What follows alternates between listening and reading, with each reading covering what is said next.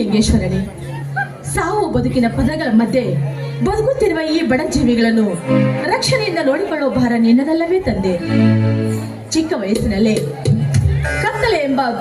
ಕತ್ತಲೆಯಲ್ಲಿ ಬಡತನವೆಂಬ ಜೀವನವನ್ನು ಸಾಗಿಸುತ್ತಾ ನನ್ನ ಅಣ್ಣನೊಂದಿಗೆ ತವರು ಮನೆಯಲ್ಲಿ ಹೇಗೋ ಕಳೆದೆ. ಬೆಳೆದು ದೊಡ್ಡವಳಾದ ಮೇಲೆ ಗಂಡನ ಮನೆಗೆ ಬಂದ ಮೇಲೆ ಸುಖ ಸಿಗುತ್ತೆ ಎನ್ನುವ ಆಸೆಯಿಂದ ಈ ಮನೆಗೆ ಸೊಸೆಯಾಗಿ ಬಂದೆ. ಆದ್ರೆ ಎಲ್ಲಿ ಬಂದ್ರು ಕೂಡ ಅದೇ ಕಷ್ಟವನ್ನು ಕೊಡ್ತಾ ಇದೆ ಅಂದ್ರೆ ಯಾಕಪ್ಪ? ಈ ನಿನ್ನ ಭಕ್ತರ ಕೂಗುಗಳಿಗೆ ಕೆಲಸ ಇಲ್ವೇನು? ನಾನು ಈ ಮನೆ ಸೊಸೆಯಾಗಿ ಬಂದು ಇಂದಿಗೆ 5 ವರ್ಷ ಗತಿಸಿ ಹೋಯಿತು. ಹೀಗಿರುವಾಗ ಈ ಮನೆ 2 ಮಕ್ಕಳು ಯಾರ ಕಣ್ಣಿಯೂ ಕಾಲದಂತೆ ಮಾಯವಾಗಿ ಬಿಟ್ಟಿದ್ದಾನೆ. ಇನ್ನೊಬ್ಬ ಮಗ ಸೆರೆಮನೆಯ ವನವಾಸವನ್ನು ಅನುಭವಿಸುತ್ತಿದ್ದಾನೆ. ಹೀಗಿರುವಾಗ ಈ ಮನೆಯ ಮುಖ್ಯಸ್ಥನೆಂದ್ರೆ ನನ್ನ ಪತಿ ದೇವ. ಅವರಿಗಾದ್ರೂ ಆಯುಷ್ಯ ಆರೋಗ್ಯ ಭಾಗ್ಯವನ್ನು ಕೊಟ್ಟು ಅವರ ಮುಖದಲ್ಲಿ ಒಂದು ಹಸನ್ಮುಖವಾದ ನಗುವನ್ನು ಕೊಟ್ಟು ಈ ಮನೆಯನ್ನು ಯಾವತ್ತೂ ಸಂತೋಷದಿಂದ ಇರುವಂತೆ ಆಶೀರ್ವದಿಸು. ನೋಡಪ್ಪ, ಇಷ್ಟು ದಿನ ನೀನು ಎಷ್ಟು ಕಷ್ಟವನ್ನು ಕೊಟ್ಟರು ಕೂಡ ಅದನ್ನು ಹೇಗೋ ಸಹಿಸಿಕೊಂಡು ಬಂದು ಧೈರ್ಯದಿಂದ ಬಾಳಿದ್ದೇನೆ. ಆದ್ರೆ ಇನ್ನು ಮುಂದೆ ಕಷ್ಟವನ್ನು ಕೊಟ್ರೆ ಸಹಿಸಿಕೊಳ್ಳುವ ಶಕ್ತಿ ನನಗಿಲ್ಲಪ್ಪ, ನನಗಿಲ್ಲ. ಹೇಗಾದ್ರೂ ಮಾಡಿ ಈ ಭಕ್ತರನ್ನು ಉದ್ಧರಿಸುವ ಭಾರ ನಿನ್ನನ್ನೇ ಕೊಡದೆ ತಂದೆ, ನಿನ್ನನ್ನೇ ಕೊಡದೆ.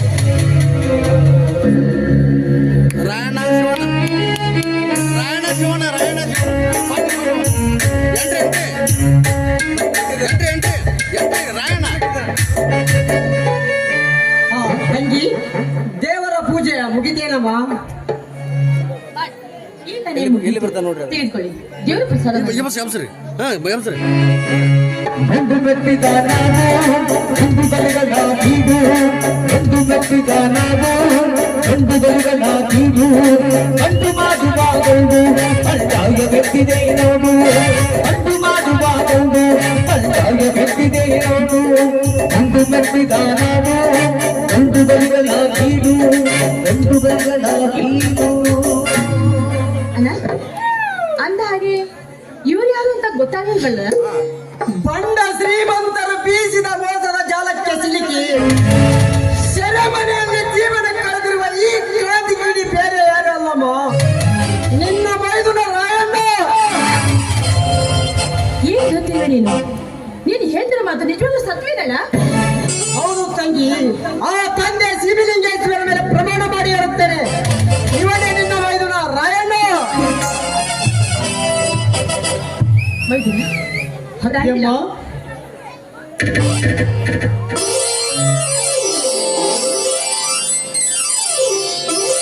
ಮೈದುನ, ನೀನನ್ನು ಗುರುತಿಸಲಾಗದೇ ಇರೋ ಈ ನಿನ್ನ ಮುಗ್ಧ ಅತ್ತಿಗೆಯನ್ನು ದಯವಿಟ್ಟು ಕ್ಷಮಿಸಿ ಬಿಡಪ್ಪ.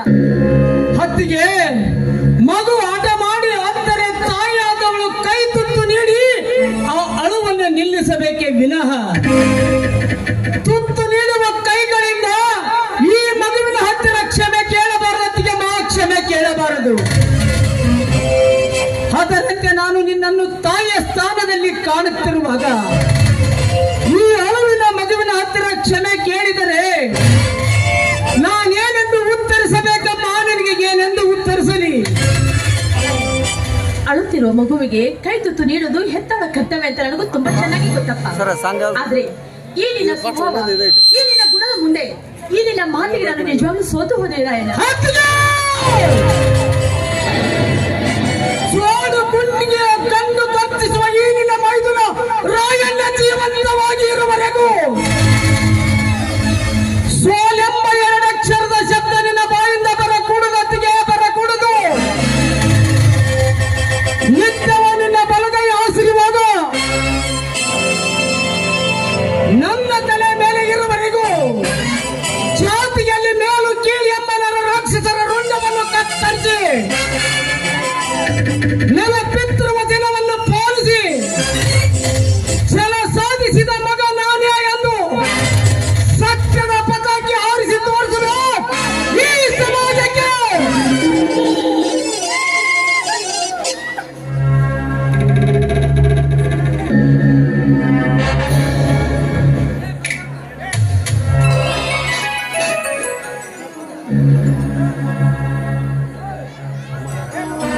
ರಾಯಣ್ಣ, ಅಣ್ಣ,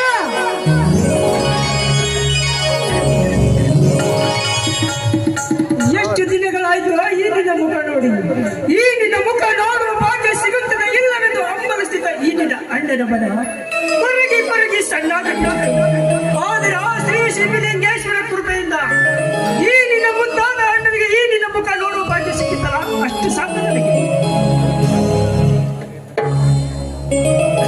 ಅಣ್ಣ, ಸತ್ಯವೇ ಶಿವನು. ಆ ಶಿವನ ಜಗದಾಧಿಪತಿ ಎಂದು ಶಾಶ್ವತವಾಗಿ ಬಿರುದನ್ನು ಪಡೆದಿರುವಾಗ ಆ ಸತ್ಯವೆಂಬ ಶಬ್ದದ ಮುಂದೆ ಇನ್ಯಾವ ಶಬ್ದವಿಲ್ಲ, ಇನ್ಯಾವ ಶಬ್ದವಿಲ್ಲ. ಆ ಸತ್ಯವನ್ನು ನನ್ನ ಆತ್ಮವೆಂದು ನಂಬಿದ ಈ ನಿನ್ನ ತಮ್ಮನಿಗೆ ಆ ಸ್ವಾರ್ಥದ ಜೈಲು ಏನು ಮಾಡಲಾರದಲ್ಲ, ಏನು ಮಾಡಲಾರದು. ಆದರೆ ಅನ್ಯಾಯವಾಗಿ ಸಂಚಿನಿಂದ ಹೊಂಚು ಹಾಕಿ ನನ್ನನ್ನು ಸೆರೆಮನೆಗೆ ಕಳಿಸಿದನಲ್ಲ ಆ ಕುಲಘಾತಕ ಇಂದ್ರಗೌಡ, ಅವನ ರುಂಡವನ್ನು ತುಂಡು ತುಂಡಾಗಿ ಕತ್ತರಿಸುವವರೆಗೂ ನನ್ನ ಮನಸ್ಸಿಗೆ ನೆಮ್ಮದಿ ಇಲ್ಲ, ನೆಮ್ಮದಿ ಇಲ್ಲ. ರಾಯಣ್ಣ, ಆ ಶಿವನು ಜಗದಾಧಿಪತಿ ನಿಜ. ಆ ಇಂದ್ರಗೌಡರಿಂದ ನಿನಗೆ ಅನ್ಯಾಯ ಆಗಿರುವುದು ನಿಜ. ಆದರೆ ಕಷ್ಟ ನೋವುಗಳ ಎಗಲ ಕೊಟ್ಟು ಕಾಪಾಡಿದವರನ್ನೇ ನಮ್ಮ ಪಾಲಿನ ಸೇವೆ.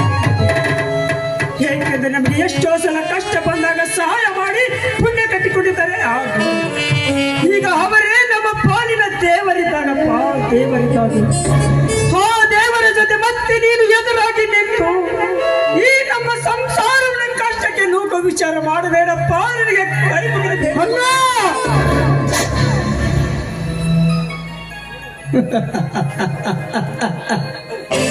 ಅಲ್ಲ ದೇವರು ಬಲ್ಲವರು ಹೇಳುತ್ತಾರೆ ಈ ಭೂಮಿಯ ಮೇಲೆ ಒಂದು ಘಟ ಸರ್ಪ ಹರಿದು ಆಡುತ್ತಿದ್ದರೆ ಅದು ದೇವರ ಹವ್ವ, ಅದನ್ನು ಹೊಡೆಯಬೇಡ ಎಂದು ಹೇಳುತ್ತಾರೆ.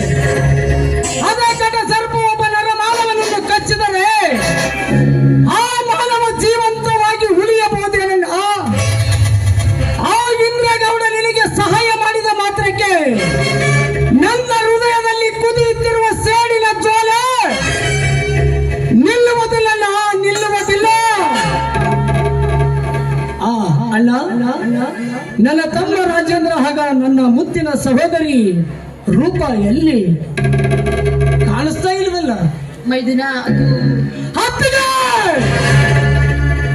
ಅದು ಇದು ಎಂಬ ಆತಂಕದ ಮಾತಕ್ಕೆ ಒಂದು ವೇಳೆ ನಿನಗೆ ಹೇಳದಿದ್ದರೆ ಶ್ರೀ ಸೀಮಿಲಿಂಗೇಶ್ವರನ ಮೇಲೆ ಆಣೆಯಾಗಿದೆ.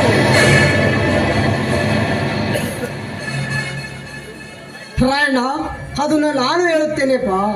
ಆದರೆ ಯಾವ ಕಾರಣಕ್ಕೂ ನೀನು ಕೋಪ ಮಾಡ್ಕೊಳ್ಳಲೆಂದು ನನಗೆ ಭಾಷೆ ಕೊಟ್ಟರೆ ಮಾತ್ರ.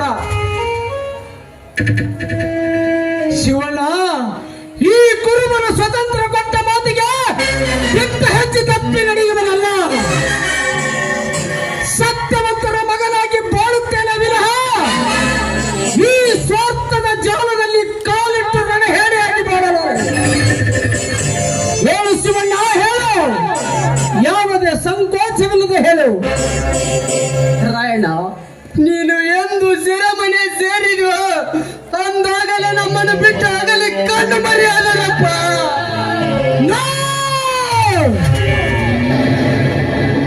ಇಲ್ಲ, ಅವರು ತಾವಾಗಿ ನಮ್ಮಿಂದ ಕಣ್ಮರೆಯಾಗಿಲ್ಲ.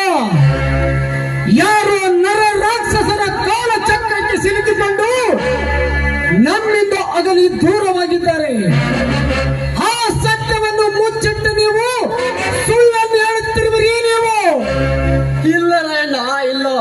ನಿನ್ನ ಮುಂದೆ ಯಾವ ಸತ್ಯವನ್ನು ಮುಚ್ಚಿಟ್ಟಿಲ್ಲಪ್ಪ. ನಾವು ಯಾವ ಸತ್ಯವನ್ನು ಮುಚ್ಚಿಟ್ಟಿಲ್ಲ. ಬೇಡ ರಾಯಣ್ಣ, ಬೇಡ. ಹಿಂದೆ ಆಗಿದ್ದು ಹಾಗೆ ಹೋಗಿ ಬಿಟ್ಟಿದೆ.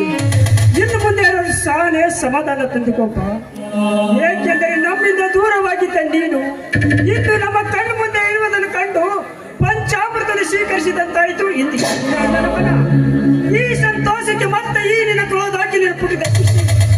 ನಮ್ಮೆಲ್ಲರ ದುಃಖ ಕೀಳಾಗುವಂತೆ ಮಾಡಬೇಡಪ್ಪ. ಇಲ್ಲ, ಇಲ್ಲ, ಇದರಲ್ಲಿ ಏನೋ ಮೋಸ ನಡೆದಿರಬಹುದು. ಯಾರೋ ನರ ರಾಕ್ಷಸಗಳ ಕಾಲ ಚಕ್ರಕ್ಕೆ ಸಿಲುಕಿಕೊಂಡು ನನ್ನ ತಮ್ಮ ನನ್ನ ತಂಗಿ ಕೊಲೆಯಾಗಿರಬಹುದು.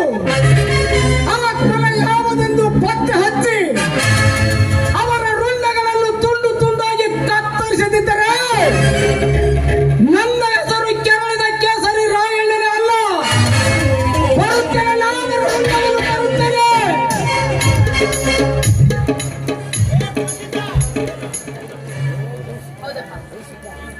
ನೋಡು, ಈ ಸದ್ಯದ ಪರಿಸ್ಥಿತಿಯಲ್ಲಿ ನಿಮ್ಮ ಅಣ್ಣನವ್ರು ಹೇಳೋ ಮಾತನ್ನು ಕೇಳು.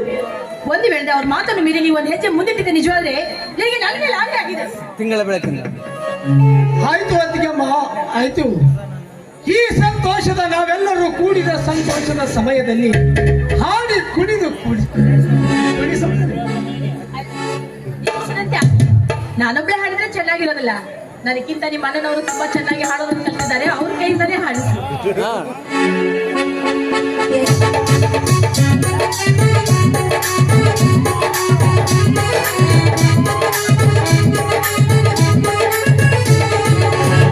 ಬೆಳಕಿನ ಅಂಗಳದಲ್ಲಿ ಅರಳಿದ ಪ್ರೀತಿಯ ಸಂಸಾರ, ಕೇವಲ ಗಂಗರು ನಾಚಲಬೇಕು ಚಂಪಗಳಲ್ಲಿ ಸಂಸಾರ.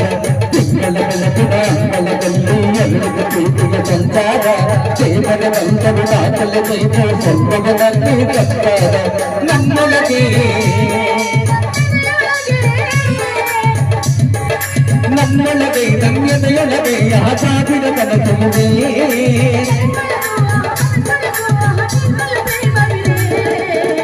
ಅಣ್ಣನೊಬ್ಬ ಅಳ್ಳಾಡಿದನು ನನ್ನ ದೂರದನು ಕೋಟಿ ಜನ್ಮ ಸೌಂದರ್ಯನು ಕೋಟಿ ಜನ್ಮದು ಚಿಕ್ಕಲ ಕನಕಿನ ಅಂಗಲದಲ್ಲಿ ಅರಳಿದ ಪ್ರೀತಿಯ ಸಂಸಾರ ಪ್ರೇಮಗೆ ತಂದರು ಆಚಲೆಗೆ ಕೊಟ್ಟು ಸಂಭ್ರಮವಾಗಿ ಸಂಸಾರ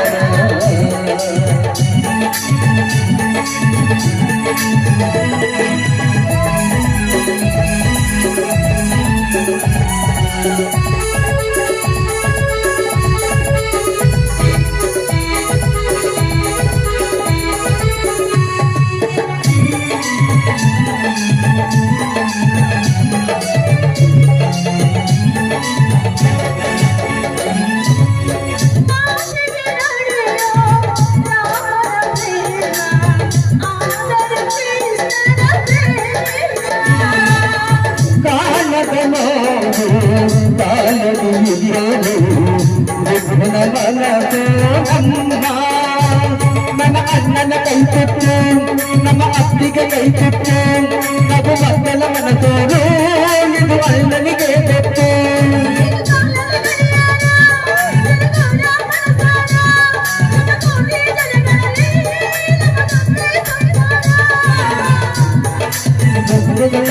ಕಾಬಲಲ್ಲಿ ನಗಲಿ ಕೇವಲವು ಅಲ್ಲನ ಕಾಬಲಲ್ಲಿ ನಮ್ಮಗಳಿಗೆ ಬದುಕು ಅಲ್ಲನೊಬ್ಬ ಅಲ್ಲಾಡಿದನು ನಮ್ಮ ದೂರದನು ಕೋಟಿ ಜನ್ಮ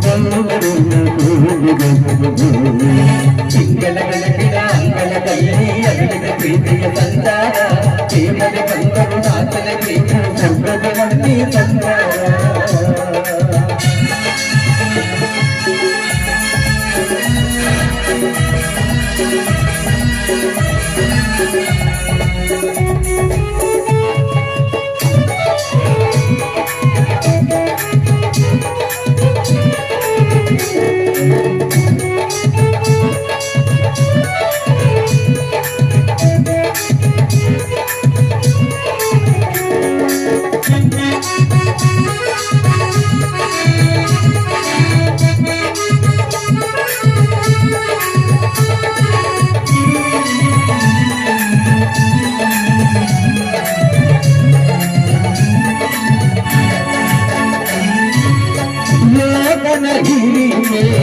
ರೈತನ ತಾಯಿ ಎಲ್ಲನ ವೀರನೊಳಗೆ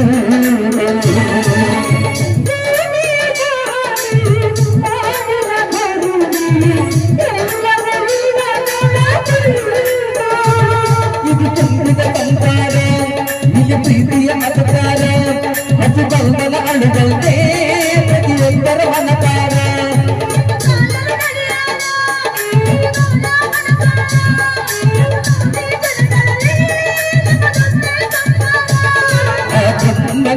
ಕೈಯಲಿದೆ ಜಗದಾಲವು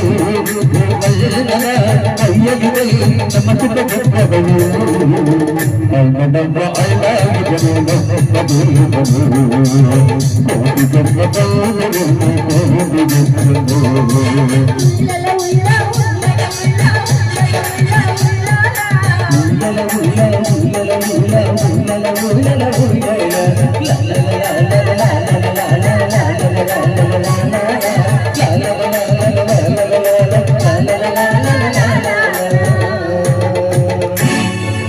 ಅದಿಯಮ್ಮ ಹಾಡಿ ಕುಣಿದು ಕುಪ್ಪಳಿಸಿದ ಈ ಸಂತೋಷದ ಸಮಯದಲ್ಲಿ ನನ್ನ ಹೊಟ್ಟೆಯಲ್ಲಿ ತಾಳವೇ ಹಾಕ್ತಾ ಇದೆ ಅದಿಯಮ್ಮ. ಈ ಹಬ್ಬದ ಸಂಭ್ರಮದಲ್ಲಿ ಏನಾದರೂ ಸಿಹಿ ಅಡಿಗೆಯನ್ನು ಮಾಡಿದೆಯಾ?